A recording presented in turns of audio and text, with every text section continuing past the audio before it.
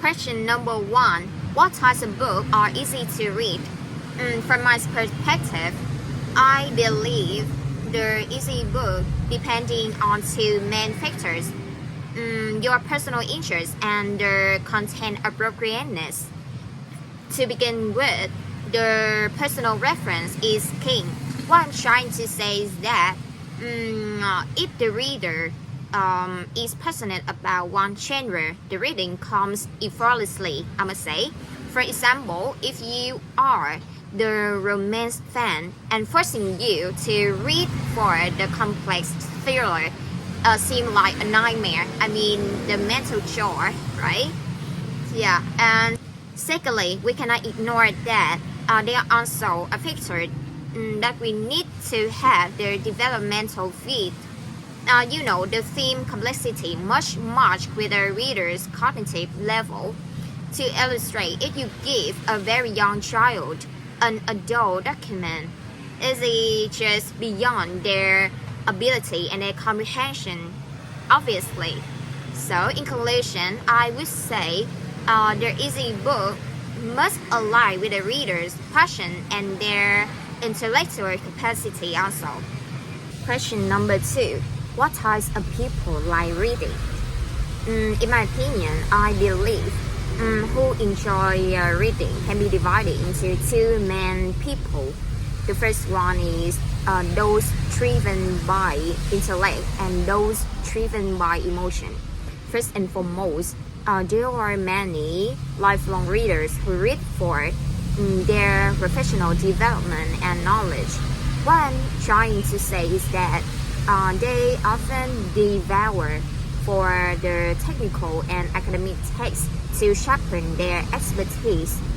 And in addition, there are also many people seeking for the psychological nourishment.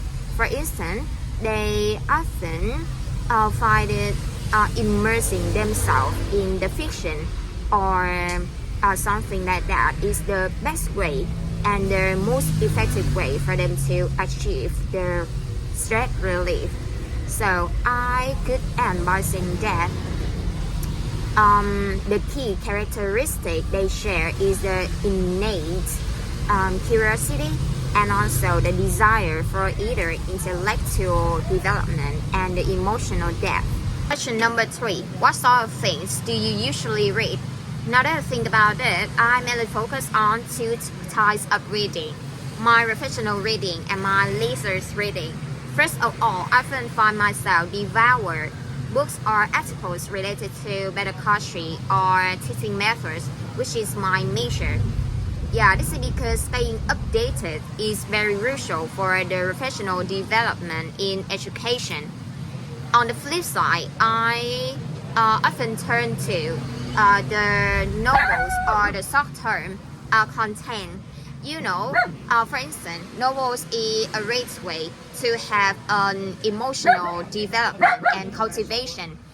And the quick reads like travel or food blogs is just for relaxing when I just have 5 minutes to spare. So in my daily routine, I often balance my need between specialized knowledge and my reading for the downtime, for the mental downtime.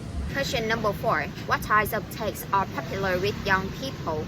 In my opinion, youngsters often read things that are visual and short. To begin with, in the digital era, they absolutely want to consume a huge amount of online and constant information. This is also the reason why they are specifically captivated by the social media captions, the saved messages, and also the quick news alerts. Yeah. What I'm trying to say is that they want to know the information immediately, so they prefer the texts that are easy to absorb and before it's rolling. Furthermore, they cannot ignore the novels in various genres and also the web cartoons because it's a great way for them to escape from the daily grind. and it also a rate long-term reading, you know. For example, this story have the charming plot and has a lot of visuals for them to follow. It also available online, offering the convenience to access whenever they want and share with their friends as well. So that's all. Question number 5. What are some devices that people use to read online? Now that I think about it, devices for digital reading falling into 3 main devices.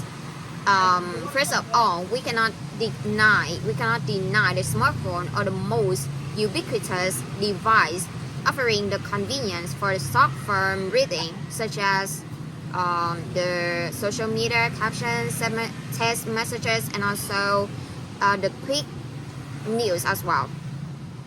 Moreover, there are the e-readers, which is specifically designed for the long-term reading. It has the innovative technology, which is much more easier on the eyes when we devour reading materials for long hours. And last but not least, other people often rely on their tablets and laptops for the professional purpose reading. It has the larger screen, which is easier for them to read the wall or text material. So I could end by saying that there are 3 main devices for people to read online, and each of them serving different purpose. And that's all. Thank you.